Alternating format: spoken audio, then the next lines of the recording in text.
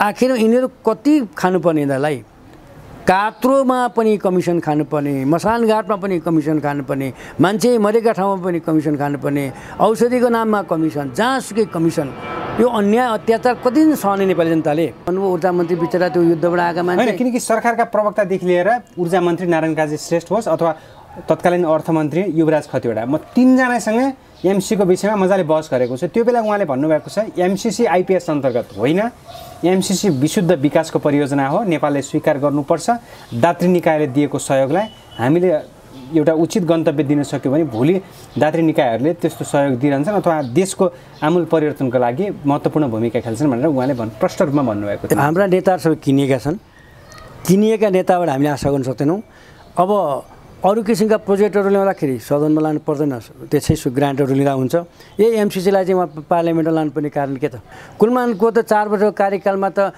विद्युत प्राधिकरणले चाहिँ उत्पादन बढायो के अरे वितरण राम्रो गर्यो संस्थालाई नाफामा लग्यो देशलाई उज्यालो बनायो त्यो त अहिले देख्यौँ नि त्यस्तो उज्यालो बनाउने काम चाहिँ अहिले भएका यही के अरे मन्त्रीमण्डलमा भएका मानिसहरू अथवा वामदेवजी जस्ता माधव नेपाल जस्ता एउटा उदाहरणको मात्रै कुरा दिनुहोस् कि माधव नेपालकै पालामा अरू त्यस्तो फर्काउने मान्छे यिनीहरू हुन् है महाकालीका विषयको विषयमा नदी बुझाउने यिनै हुन् साझा नदी भनेर अहिले आएर चाहिँ के भने के अरे भारतलाई सँगको उसमा के अरे चोचोमोचोको कुराहरू गर्छन् तर पनि राष्ट्रियताको सवालमा दृढ अडान लिने नेता भनेर वामदेव गौतमलाई चिनिन्छ होइन होइन यिनीहरू सबै सुन्नु न हिजो यिनीहरूको नारा विस्तारवादी भारत र साम्राज्यवादी अमेरिका भन्ने आज यी दुईटै राष्ट्रबाट यही साम्राज्यवाद र यिनै विस्तारवादी शक्तिबाट यिनीहरू सञ्चालित छन् सामान्य सडकमा माइतीगर मण्डलमा आएर विरोध गर्दाखेरि उज्यालो दे भनेर भन्दाखेरि हाम्रा युवाहरूलाई चाहिँ डन्डा लाउने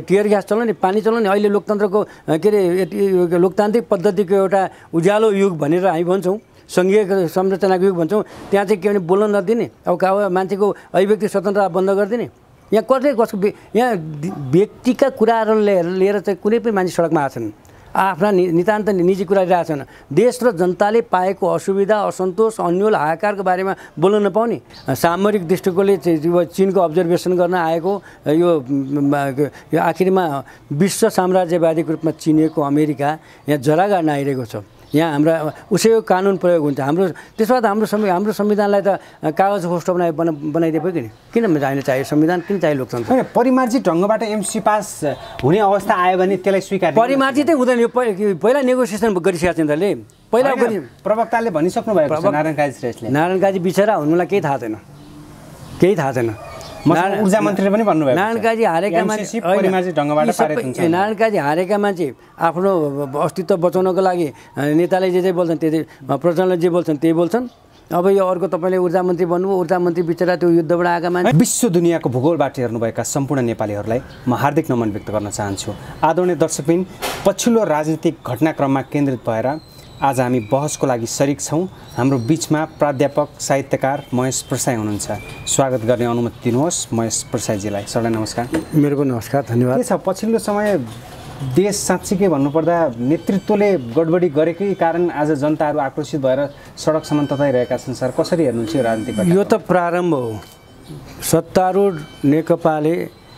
नेकपाका सत्तासीन सरकारका नेतृत्वदायी पङ्क्तिले देश र जनतालाई अन्डरमाइन गरे जस्तो मलाई लाग्यो सर्वहाराको नेता भन्ने गरिबहरूको उत्पीडितको भन्ने जनजातिको भन्ने मधेसीको भन्ने आदिवासीको भन्ने खोइ सम्बोधन ती जनतालाई खालि भागबन्डा लेनदेन आफ्नै स्वार्थमा मात्रै बाँध्यो नि यिनीहरूले देश र जनतालाई कुनै पनि एङ्गलबाट हेरेनन् सबैभन्दा दुर्भाग्यपूर्ण कुरो यो छ र अहिले सडकमा आइरहेको सानोतिनो आन्दोलन भनिन्छ यो एउटा चिङ्गारी हो यो एउटा झिल्का हो भोलि विस्फोटक हुँदाखेरि मलाई लाग्छ लोकतन्त्रमाथि नै आघात पुग्नेछ र यी अहिले भ्रष्टाचारमा चुर्लुममा डुबेका नेताहरू जसले देश र जनतासँग खेलवाड गरिरहेछन् यी खेलवाड गर्ने जनताहरू जनविरोधी तत्त्वहरू भोलि यिनीहरू नै बढाइदिन्छन् यिनीहरूको अवस्था चाहिँ भागेर चाहिँ नेपालबाट कुन चाहिँ टापुमा कुन चाहिँ ठाउँमा पुग्नुपर्ने हो कहाँ चाहिँ शरणार्थी हुनुपर्ने म भन्न सक्दिनँ अब जनताहरू अहिले जसरी उत्तेजित भएका छन् अथवा आक्रोशित भएका छन् नेतृत्वले जनताहरूलाई चिडाउने प्रयास गरेको हो यति बेला पक्कै हो नि अब यिनीहरू विदेशी क्रिस्चियन युनियनबाट चाहिँ हाम्रो धर्ममाथि हाम्रो संस्कारमाथि चोट पुर्याउने काममा चाहिँ तल्लिन्छन्। अब विदेशी शक्तिहरूको स्वार्थमा चाहिँ के अरे उनीहरू त्यो स्वार्थ पूर्ति गर्नको लागि उनीहरू टुल्स बन्छन्, त्यसमा केन्द्रित छन्। जनताका कुरा आधारभूत कुराहरूमा यिनीहरूले खोइ सम्बोधन गरेको। अहिले देशलाई स्वास्थ्य चाहिएको छ, शिक्षा चाहिएको छ, रोजगारी चाहिएको छ, सबै धराशायी भएको सबै धराशायी भएको छ। उद्योग धन्दा कल कारखाना निम्न मध्यम वर्गीय चिजहरू सबै के अरे ध्वस्त भएका छन्। माथिल्ला पुँजीपति भनिएका ठुला उद्योगपतिहरूको पनि अवस्था त त्यति सन्तोषजनक सुनिँदैन। यस्तो अवस्थामा आर्थिक क्रान्ति कसरी हुन्छ, आर्थिक समृद्धि कसरी हुन्छ? खालि केही के अरे मुठ्ठीभर व्यक्तिहरूले चाहिँ आफ्ना गोदाममा नोटले भरेका छन्। सबभन्दा डरलाग्दो कुरो चाहिँ यो छ। आर्थिक क्रान्ति युवराज खतिवडाले गर्न सक्नु भएन। होइन, उनी पढेका मान्छे के गर्न त उनमा सोच थियो होला, तर मुख्य कुरो त उनलाई जसले के अरे दया गरेर त्यहाँ ल्यायो, त्यो ठाउँमा पुर्यायो, टिका लाएर ल्यायो, उनी त्यसैलाई खुसी पार्नका लागि तिनै के अरे वर्ग र तिनै सामन्तवादी शक्तिलाई, जो सरबाराको नाममा आएको सामन्तवादी शक्तिलाई बलियो बनाउनै उनी अलमली मान्छे, उनी भलादमी नै जस्तो लाग्छ। आर्थिक क्षेत्र बुझेकै मान्छे, विज्ञ नै थिए, तर यिनी चाहिँ के भने नेताहरूको चाहिँ टसलमा नेताहरू धेरै विवादित हुनुभयो। राम्रो काम गरेर एमसिसी छिराउनु भयो। त्यो त बाबा, यो एमसिसीमा त यिनीहरू त चुल्लममा डुबेका छन्, ती राष्ट्रघाती काममा आएका छन्। हिजोका भीम रावल, हिजोका के अरे देव गुरुङहरू जसले एमसिसी प्रकरणको लागि चाहिँ माइतीघर मण्डला तताएका थिए, सडक तताएका थिए। आज अस्तिको के अरे केपी ओलीज्यूको ललिपप खाएपछि उहाँहरू अलमलिनु भयो। भोलि उहाँहरू एउटा पद पाउनु छ, सत्तामा जान्छ। अहिलेसम्म जति पनि त्यहाँ आन्दोलन गर्ने विरोध गर्नेहरू छन्, खालि कुर्सी र भाग्न पाउनेहरू त हो नि। पाएपछि सबै बन्द हुन्छ। यहाँ त राष्ट्रवादी चरित्रको, स्वाभिमानी चरित्रको, देश र जनतालाई माया गर्ने चाहिँ गोविन्द केसी जस्ता, महावीर पुन जस्ता मान्छे, इभेन कुलमान घिसिङ जस्ता मान्छे कहाँ कदर हुन्छ र? हुँदैन। सरकारले जनमतको कदर गर्न नसक्नु त्यो जनताको लागि अभिशाप हो। पक्का। अहिलेको अवस्थामा ठ्याक्कै हेर्दाखेरि सरकार किन बारम्बार चुकिरहन्छ अथवा जनताको आवाजले सम्बोधन गर्दैन? अहिले यस्तो यिनीहरूलाई 2/3 भन्नेको दम्भ भयो। अनि जनतासँग जसरी यी जनता भने यिनै हुन्, के अरे जेसुकै गरे पनि जनतालाई शोषण गर्न सकिन्छ, दमन गर्न सकिन्छ भन्ने कुरा हुन्। खालि चुनावमा गएर चाहिँ केही गुलिया मिठा आश्वासन सपना देखाएपछि फेरि चुनाव जितिने हो भनेर चाहिँ यिनीहरूले जनतासँग के अरे खेलबाड गरेका हुन्। उनीहरू आफ्नो स्वार्थ, आफ्नो गुट, आफ्नो के अरे पार्टीका केही तहका नेता होइन। इतिहासको विभिन्न घटनाक्रमलाई निहालेर हेर्दाखेरि अहिले जो नेताहरू जो शीर्ष स्थानमा बस्नुभएको छ, देशलाई चलाउनु भएको छ, उनीहरू नै जनताको पथ देशको लागि लडेर आउनु भएको जसरी हिजो हामीले मूल्याङ्कन गरेका थियौँ त्यो नहुन सकेको स्वार्थमा उनीहरू होइन। यसो भयो, जहिले पनि मान्छेलाई अलिकति अगाउन थालेपछि, के अरे बढी खान थालेपछि अहमतै लाग्छ भन्ने हाम्रो कहावत छ। अब यहाँभन्दा माथि जाने ठाउँ माकोनेको नै छैन। प्रधानमन्त्री भइ नै सकेका हुन्, केपी ओली पनि भइसकेका हुन्, प्रचण्ड पनि भइसकेका हुन्। अब के गर्नु छ र उनीहरूलाई? अब यही के अरे फेरि पनि चुनाव जित्नमा जानका लागि पैसा भयो भने, शक्ति भयो भने, मसल भयो भने यी जनता अलमलिहाल्छन्। त्यही छ यिनीहरूको धारणा। तर मलाई लाग्छ के अरे अबको के अरे आम निर्वाचनमा, अबको महाधिवेशनमा यिनीहरूलाई चाहिँ धोती लगाइदिन्छन् जनताले। मलाई त्यो लाग्छ, किन अब सधैँ ठगिन्छन् जस्तो लाग्दैन। इतिहासमा सधैँ ठगिँदै आए नेपाली जनताको नियति नै त्यही भयो। तर अबको के अरे 21औं शताब्दीका नेपाली जनता यति लाटो सुधो भएर बस्लान् जस्तो मलाई लाग्दैन। नेतृत्वले बदनामीको पाठ सिकाइरहेको जनताहरूलाई हो। चुनाव हारेका व्यक्ति वामदेव गौतम जस्तालाई माथिल्लो सदनसम्म पुर्याउने जुन यात्रामा तय गरिन्छ भनेपछि जनताहरू साँच्चीकै अहिले चिडिएको अवस्था छ नि। होइन, लोकतन्त्रको खिल्ली उडाए यिनीहरूले, प्रजातन्त्रको खिल्ली उडाए यिनीहरूले। अस्ति डाक्टर प्रकाश चन्द्र लोलले भने जस्तो यी नवधनाढ्यवादी, सामन्तवादी, जनवादी देखिए यी मानिसहरू। यिनीहरू जनवादको नाममा, सरबाराको नाममा सामन्तवादी सोच, अधिनायकवादी सोचबाट यिनीहरू माथि आए। के अरे यो चाहिँ के भनेदेखि उनीहरूको उत्कर्ष हो पोखिने बेलाको। नभए देश र जनतासँग खेलबाड गरेर कुनै नेता इतिहासमा आज टिकेका छन्? कहीँ पनि विश्व इतिहासमा देश र जनतालाई कहिले पनि अन्डर एस्टिमेट गर्दैन। जनताकै कुरा गर्दा ज्ञानेन्द्र टिकेनन्। ज्ञानेन्द्रले चाहिँ के अरे जनताका कुरा सुनिदिएका भए, सम्बोधन गरिदिए भए है, सेरेमोनियल किङसिपमै बसिदिएका भए है, त्यहाँ त्यो क्रिस्चियनहरूलाई नल्याएका भए। जनताको जनमतको चरम दुरुपयोग गरे होइन सर? डेफिनेटली, पक्कै हो।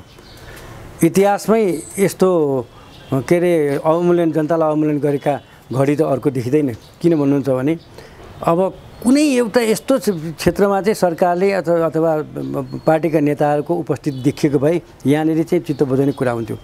अब स्वास्थ्य क्षेत्र जानुहोस्, सबै के अरे चरम के अरे दयनीय अवस्थामा छ।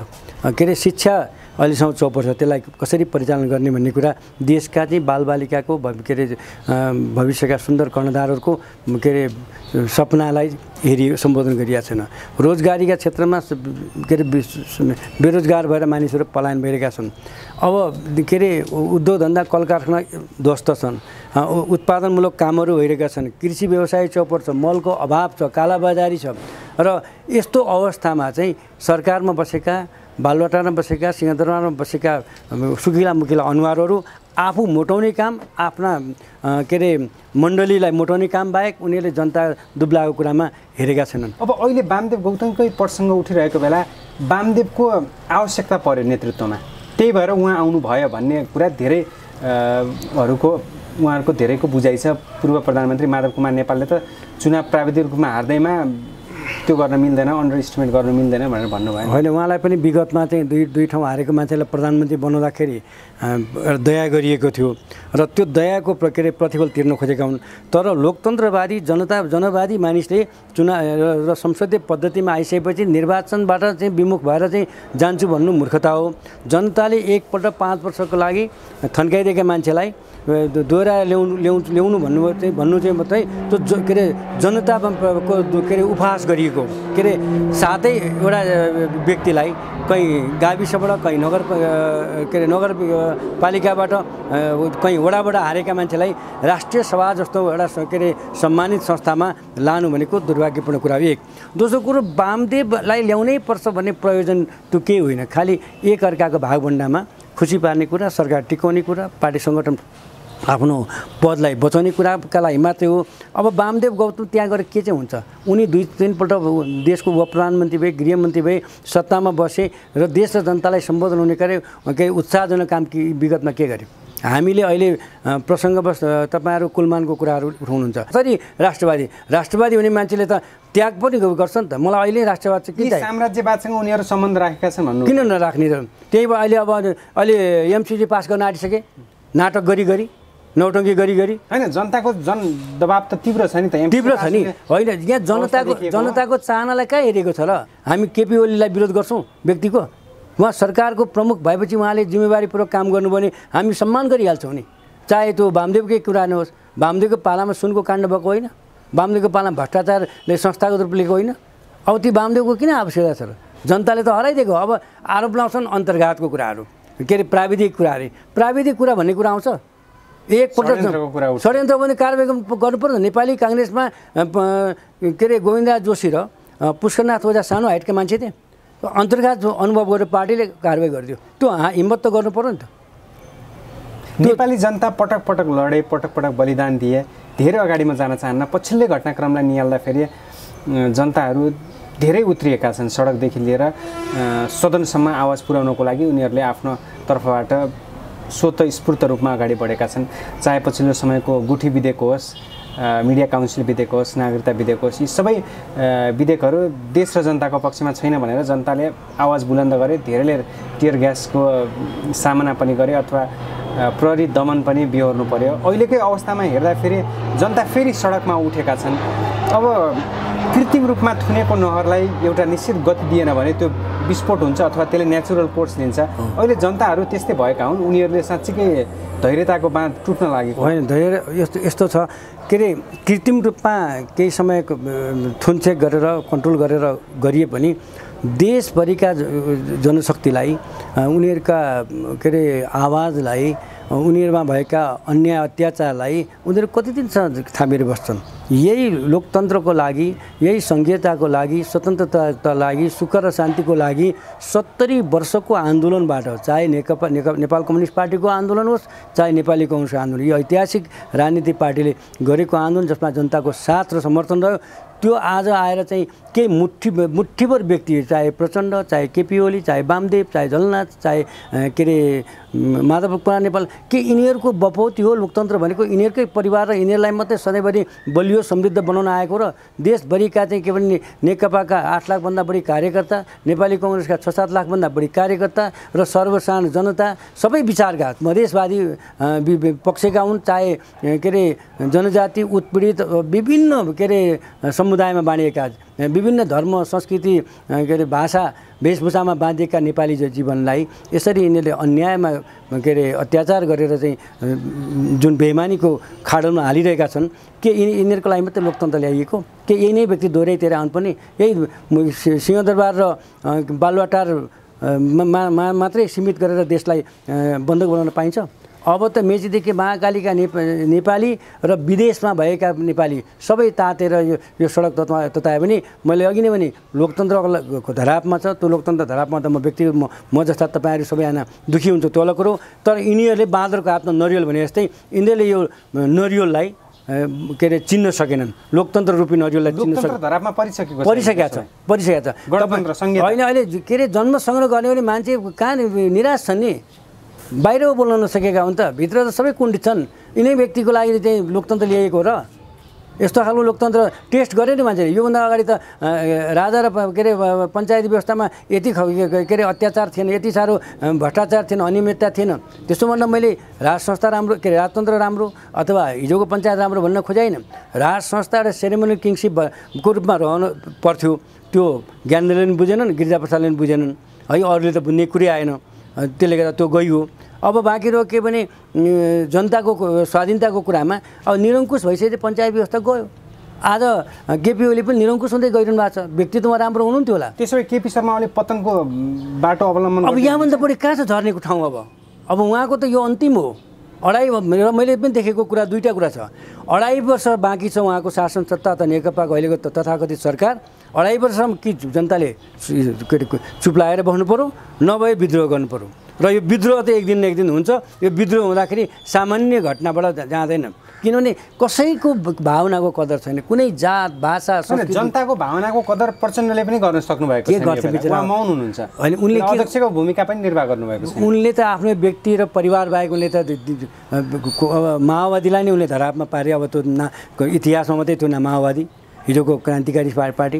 त्यहाँका बाबुराम भट्टराईहरू कता लागे विप्लवहरू कता लाग्नुभयो वैद्यहरू कता लागे अब ती भएका मान्छे उहाँले पठाएका मन्त्रीहरू कता गए अब एक्लो परिवारलाई बाँधेर केही अब पैसा छन् मासित त्यो पैसालाई उपयोग गरेर आफूलाई एक्जिस्ट गर्नु छ इतिहासमा अब उहाँको चाहिँ नाम चाहिँ दोहोऱ्याएर राम्रो रूपमा सकारात्मक रूपमा कसैले लिँदैन अब अहिले धेरै जनताहरूको चासोको विषय भनेको एमसिसी बनेको छ सर धेरै अगाडिदेखि एमसिसी पारित हुने अवस्थाबाट देश बाहिरिरहेको छ अथवा एमसिसी पारित हुनेबाट एउटा विकल्प खोजिरहेको छ एमसिसी पारित हुनु हुँदैन भन्ने जनताको आवाज सम्बोधन भएको छैन तर पनि यो आलटालमा पारिरहेको छ एमसिसी जसरी भए पनि पास हुन्छ भनेर नेतृत्ववर्गबाट भनिरहेका छन् यसको विषयलाई तपाईँ कसरी लिनु हाम्रा नेताहरू सबै किनिएका छन् किनिएका नेताबाट हामीले आशा गर्न सक्दैनौँ अब अरू किसिमका प्रोजेक्टहरू ल्याउँदाखेरि सदनमा लानु पर्दैन त्यसै ग्रान्टहरू लिँदा हुन्छ यही एमसिसीलाई चाहिँ उहाँ पार्लियामेन्टमा लानुपर्ने कारण के त ओपन कुरा छ नि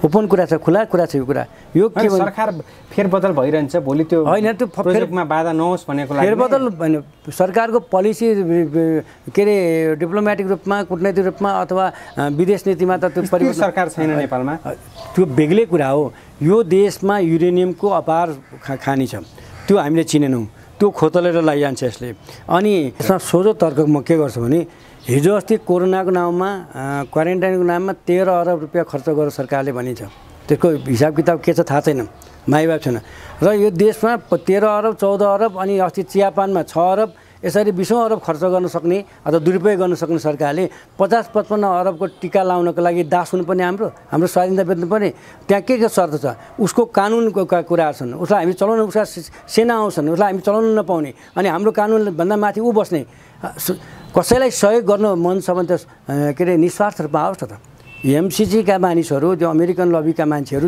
नेपालका धेरै परियोजनाहरू विकासका परियोजनाहरू दात्री निकायकैबाट सम्भव भएका छन् तपाईँले विगतदेखि निश्चित हो तर जस्तो महेन्द्र राजमार्ग आए अरू विभिन्न परियोजना विद्युत जलविद्युतमा आए बाटोमा जहाँसुकैमा आएका छन् त्यहाँका ती दात्री राष्ट्रले हामीसँग यसरी चाहिँ के भने लादेर हाम्रो स्वाधीनतामा लादेर उनीहरूले काम गरेनन् निश्चित रूपमा केही कुराहरू उनीहरूका स्वार्थ थिए होलान् केही पानीको आवश्यकता बोध गरे होलान् तर हाम्रो संविधान मात्रै भन्दा माथि बसेर काम गर्ने गरी उनीहरू आएनन् त्यसले गर्दा त्यस्तो खालको ग्रान्टहरूलाई हामीले स्वीकार्दा फरक पर्दैन यहाँ त सबैभन्दा महत्त्वपूर्ण कुरो त्यो 50-55 अरब रुपियाँ आएर देश विकास हुन्छ भन्ने कुरामा तपाईँ पनि खुसी हुनुहोला, म पनि हुँला।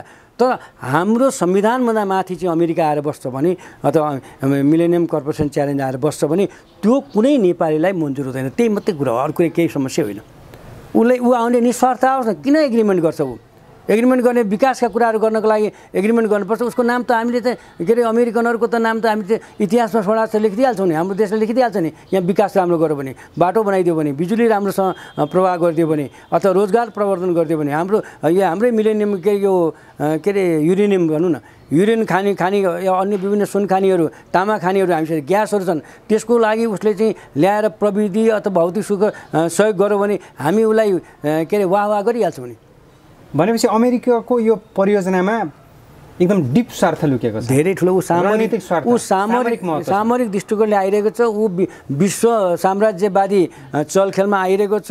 भारतलाई पनि कता अल्मलाइदिन्छ त, त्यो भारतमा नि नरेन्द्र मोदी पनि कता अल्मलिन्छन् थाहा छैन। चीनले गम्भीरतापूर्वक हेरिरहेको छ।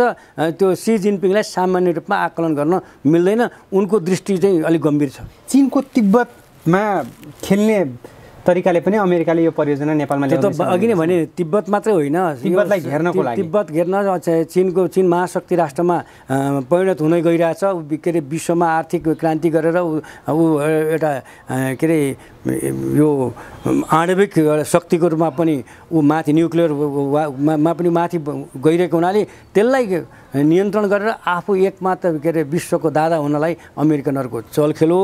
यो कुरा हामीले हाम्रा देशका नेताले बुझेनन्। नबुझ्दाको परिणाम चाहिँ के हुन्छ नि, हामी सम्पूर्ण अफगानिस्तानको जस्तो हामी सम्पूर्ण के अरे नेपाली जीवनले चाहिँ आर्थिक रूपले, सामाजिक रूपमा, सांस्कृतिक रूपले हामीले चाहिँ उत्पीडित हुनुपर्छ। अब यो भोलिका दिन काली लाग्दछ। भनेपछि चीनलाई प्रतिकूल हुने कालका यो परियोजनालाई चीनले किन मौनता साधेको होला, अथवा चीन किन मौन? चीन त वाच एन्ड सीको स्थितिमा छ। उसलाई त भोलि चाहिँ उसको स्वाधीनतामा, उसको सामरिक महत्त्वका कुरामा उसको स्वाभिमान असर पर्यो भने ऊ चुप्लाएर बस्दैन। उसको कुनै रणनीति होला, किनकि चीन विरोधी गतिविधि छिमेकी देशबाट भयो भने त्यो चीनको लागि सही विषय होइन। हामीलाई चलायो भने हामी कुनै मिनट पनि छोड्दैन भनेर त सी जिनपिङले भनिसकेको छ नि। चीन भनेको भिरी मौरी सर हो, भयङ्कर। उसलाई चलाउनु हुँदैन।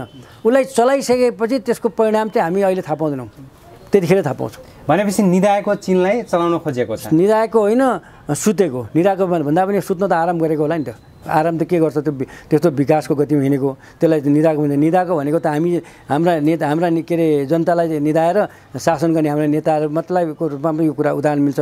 चीन त कहाँ निदाएको छ? नेपालको कम्युनिस्ट सरकारलाई कतिपयले चीन निकट भनेर पनि विश्लेषण गरिन्थ्यो, अथवा चीन निकट भएको देखिएको ब्रान्ड र लोगोमा त मिलेको। चीनले पत्याउँदैन नेपालको कम्युनिस्टहरूलाई। माओ जेदुङको सिद्धान्त अवलम्बन गरेको छैन, होइन, पत्याउँदैन। उनीहरूको सबै काम दिल्लीबाट भएको छ, बाह्रमुदेबाट भएको छ। हरेक कुराहरू के अरे 7 सालका घटनादेखि लिएर अहिलेसम्म जानु भने जम्मै कुरा, युद्धका कुरा, हातहतियारका कुरा, के अरे शान्ति सम्झौताका कुरा, यहाँको सरकार परिवर्तनका कुरा सम्पूर्ण दिल्लीबाट सञ्चालित हुने हुनाले, जेएनयूबाट हुने हुनाले, साउथ ब्लकबाट हुने हुनाले त्यो के अरे हामीले ठुलो गम्भीरतापूर्वक अरू कुरा हेर्नै पर्दैन। त्यही छन् सबै कुराहरू। भनेपछि संक्षिप्तमा तपाईँको विचार के लाउँदाखेरि एमसिसी देशको राष्ट्रियताको अनुकूलमा छैन। होइन, एमसिसी घातक हो। त्यो यिनीहरूले ल्याएर छोड्छन् र यिनीहरूले के गर्न आँटे भने भनेपछि एमसिसी जसरी भए पनि जबरजस्ती रूपमा पेलेर भए पनि ल्याइहाल्छन्। जनता सुतेका छन्। अहिले तपाईँले भने जस्तै जनता सुतेका छन्, जनता अल्मलिएका छन्, जनता अलिअलि छिटपुट आन्दोलन गर्छ भन्ने छन्। तर यो जम्मै मैले के भनिरहेको छु नि, एउटा विस्फोटक शक्तिको रूपमा चारैतिरबाट जब आउँछ, बाँध फुटेर आउँछ, अनि त्यतिखेर लोकतन्त्र पनि खतरामा पर्छ, यी नेताहरू पनि खतरामा पर्छ। यिनीहरूको पनि अवस्था राम्रो हुँदैन। हामीले पाउने दुःख त छँदैछ। होइन, अतिवादी सोच भनेर पनि भन्छन् नि सर। यस्तो यो अधिनायकवादी भएर गयो नि, जे गर्दा हुन्छ भन्ने कुरा भयो। अब ओम्नीले भ्रष्टाचार गरेको छ होइन भन्ने फेरि कालो सूचीमा राख्ने, आफैले गर्ने। म भ्रष्टाचार गरेको हेर्दिनँ भन्ने भ्रष्टाचारले राख्ने। अख्तियारमा त्यस्तै छ, न्यायालयमा त्यस्तै छ। चारै कहाँ चाहिँ सन्तुष्ट हुनु? होइन, ल के अरे कम्युनिस्ट पार्टी इतरका मान्छेले विरोध गरे त एउटै कुरो। कम्युनिस्ट पार्टीभित्रकै मानिसहरू है, तीभित्रका कार्यकर्ता, तीभित्रका अन्य पीडित नेताहरू, तीभित्रका शुभचिन्तकहरू सारा चाहिँ के भने अहिले नेकपाले राम्रो काम गरेका छैन, हामी अब आउने चुनावमा जान सक्दैनौँ, हाम्रो अवस्था खराब बनाए नेताले भनिरहेछन्। आखिर यिनीहरू कति खानुपर्ने यिनीहरूलाई? कात्रोमा पनि कमिसन खानुपर्ने, मसानघाटमा पनि कमिसन खानुपर्ने, मान्छे मरेका ठाउँमा पनि कमिसन खानुपर्ने, औषधिको नाममा कमिसन, जहाँसुकै कमिसन। यो अन्याय अत्याचार कति दिन सहने नेपाली जनताले? यो अवस्था त डरलाग्दो लाग्दो भएर आएको छ त। भनेपछि केपी शर्मा ओलीको जुन राष्ट्रियताको सवालमा नाकाबन्दीको विषयलाई लिएर दृढ अडान लिएका थिए भनेर जुन लोकप्रियताको ग्राफ वात्तै बढाइएको थियो, अहिले ठ्याक्क अपोजिट भएको हो। अहिले उहाँको मानसिकताले के अरे काम किन गर्न सकिरहेको छैन होला भने उहाँ बिरामी अवस्थामा हुनुहुन्छ अनि पार्टीभित्रबाट पनि उहाँलाई के अरे विरोध र दबावहरू छन्। इतिहासकै शक्तिशाली प्रधानमन्त्री हो नि त उहाँले। इतिहासको त डरलाग्दो शक्तिशाली उहाँले जे अहिले दिनलाई रातभन्दा पनि रात भन्ने अवस्था बनाइसक्नु भएको थियो। तर काम गर्नु पऱ्यो नि त। उहाँलाई त्यो के भने भ्रष्टाचार गर्ने अनियमितता गर्नेलाई चाहिँ म कारवाही गर्छु भन्नेले कारवाही गर्नु पऱ्यो, हेरेर बस्नु भएन। दिनै खराब मान्छेलाई त्यो के अरे बालटामा राखेर शासन गर्ने हो, राम्रा मानिस छैनन्। अनि त्यही वामदेवको विषयमा त्यही नारायण काजीको विषयमा मात्रै त्यो अन्य त्यहाँ भएका चाहिँ सांसदहरू अरू चाहिँ सङ्घर्षशील अरू थिएनन्, अरूले आएर देश बनाउन सक्दैनन्। बसन्त नेम्बाङ आउने बित्तिकै सडकको विकास भएन, विकासको प्रारम्भ त भयो नि, गर्न थाल्दा त हुँदो रहेछ नि, गर्ने मान्छेलाई दिनु पर्यो नि। भनेपछि केपी शर्मा ओलीले दुई छिमेकीलाई समान कूटनीतिक ढङ्गबाट हेर्न पनि सक्नु भएको छैन। यिनीहरूलाई कूटनैतिक ज्ञान नै छैन। कूटनैतिक ज्ञान भएको भएदेखि कहिले चाहिँ बाबरी मस्जिदको कुरामा, कहिले रामजननीको विषयमा, कहिले के को विषयमा बोलिदिने, जे पाए त्यही बोलिदिने, कहिले अर्काको सत्यमेव जयतेको विषयमा बोलिदिने, त्यो होइन नि। हामीले त भारतसित अब स्ट्यान्डर्ड सम्बन्ध राख्नुपर्छ, चिनसँग स्ट्यान्डर्ड सम्बन्ध राख्नुपर्छ। कसैको धर्म, संस्कृति, लोगो, स्वाधीनता, ब्रान्डलाई चाहिँ के अरे चलाउनु हुँदैन, ख्याल ठोट्टा गरेर। अब आफू चाहिँ धर्म र संस्कृति दर्शन नमान्ने हगि के अरे यो के अरे हिन्दू राष्ट्रलाई चाहिँ क्रिस्चियन मिसनरी त लैजाने, अनि उनी फेरि रामको चाहिँ एउटा कार्ड फालिदिने, राम जन्मेको पुष्टि गर्न सक्छन्? के कारणले पुष्टि गर्न? राम जन्मिँदाखेरि त यहाँ धर्मावलम्बीहरूलाई उहाँले उत्तेजित बनाउनु भयो। होइन, राम जन्मेको कुरा हो नि त। भोलि उहाँले अर्थ पनि भनिदिनुहुन्छ, उहाँले भोलि कृष्ण जन्मिया भनिदिनुहुन्छ, के भनिदिनुहुन्छ भनिदिन्छ। उहाँको तरङ्ग के आउँछ, उहाँ तुकबन्दीकै प्रधानमन्त्री हो। नभएदेखि यति राम्रो इतिहास हो, घडीमा आउनु भएको छ। उहाँले चाहिँ राम्रो काम गरी जनतालाई चाहिँ स्वास्थ्यको मामलामा उहाँले खोइ सम्बोधन गरेका। देशभरिका लाखौँ विद्यार्थीहरूको भविष्यको कता गइरहेछ के अरे शिक्षामा, स्वास्थ्यमा यो कोरोनाले सङ्क्रमण भयो भनिन्छ, औषधिमा दुरुपयोग भयो भनिन्छ, भ्रष्टाचार भयो भनिन्छ। त्यसमा कोही एउटा के अरे त्यो नियन्त्रण गर्ने समिति पनि। ठ्याक्कै समीक्षा गरौँ सर। नेपालले पञ्चशीलको सिद्धान्त अवलम्बन गरेको छ। परराष्ट्र नीति जुन छ नेपालको, कुनै पनि देशको पक्षमा र अरूको विपक्षमा त्यसरी हुने अवस्था छैन। नेपालको विगतलाई हेर्दा पनि अहिलेको अवस्थालाई हेर्दा पनि। अब एमसिसी परियोजना नेपालमा पारित भयो भने ती सबै सिद्धान्तहरू बेकार हुन्छ, धरापमा पर्छन्, असंलग्न परराष्ट्र धरापमा पर्छन्। पञ्चशील होइन, यसो त नि। अब अहिले एमसिसीलाई हामी ल्याए, पारित गरे, तत्काल त हामी केही देख्दैनौँ। 1 वर्ष 2 वर्षपछि यसको परिणामहरू देखा पर्छ। जसरी भए पनि एमसिसी पारित हुन्छ, गर्छन् नि। अब सुन्नु न, आफ्ना सम्धिका मान्छे, ससुरालीका मान्छे, नाताका मान्छेलाई टिका लगाएर ल्याइदिन्छन् यिनीहरू, देखिरहनु भएको छ। अब त्यो एउटा तिमालको, तामाङको एउटा जनजातिको गरिब छोरोलाई चाहिँ के अरे दोहोऱ्याएर काम गर्नको अवसर दिनुपर्ने ठाउँमा, पुरस्कृत गर्नुपर्ने ठाउँमा उसलाई निर्लज्ज बनाइन्छ, सडकमा ल्याइन्छ। ऊ त कुलमान घिसिङले त जितेको छ, अहिले हार्नेको छ। सिङ्गो नेकपाको सरकार हारेको छ एउटा कुलमानको लागि। एउटा एमडी भनेको सेकेन्ड क्लास के फर्स्ट क्लास अफिसर होला।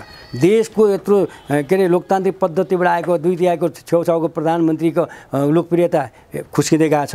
कुलमानलाई हाई कुलमान नगर्ने न विद्यार्थी होलान्, न वृद्ध होलान्, चारैतिर देशदेखि बाहिर पनि छ। अहिले त्यहाँ माइतीघर मण्डलमा कुटाइ खान, टियर ग्यास खान किन गए त?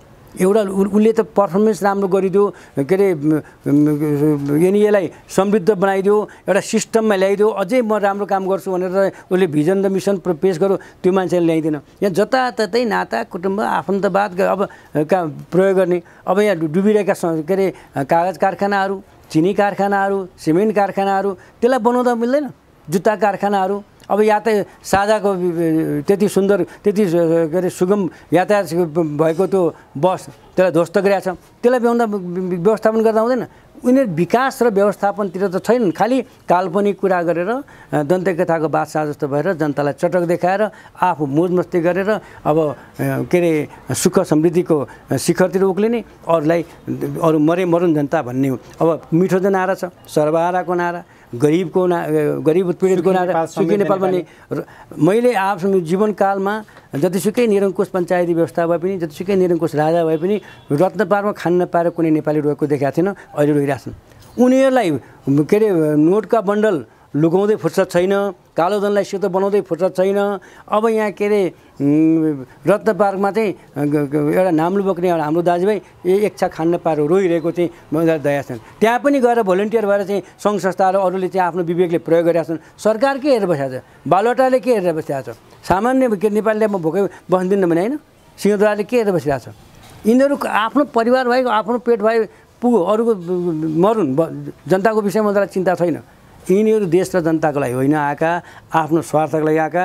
अब मलाई के लाग्छ भने अबको जनविद्रोहले चाहिँ नेपाली जनताले राम्रो चयन गर्न सक्नुपर्छ। यस्ता घिनलाग्दा मानिसहरू, यस्ता के अरे अधिनायकवादी मानिसहरू, स्वार्थ केन्द्रित मानिसहरूलाई ल्याएर हुँदैन। अब कुलमानले चाहिँ मैले सुनेको अपुष्ट कुरा हो हुनु चाहिँ, तर बाहिर बजारमा व्याप्त छ 5 करोड रुपियाँ कुनै अमुक व्यक्तिलाई नदिएको कारण, यो तपाईँ अनुमान गर्नुहोस्, नदिएको कारण उसको त्यो कुर्सी धरापमा परेको नि 5 करोड रुपियाँ मागेर छ।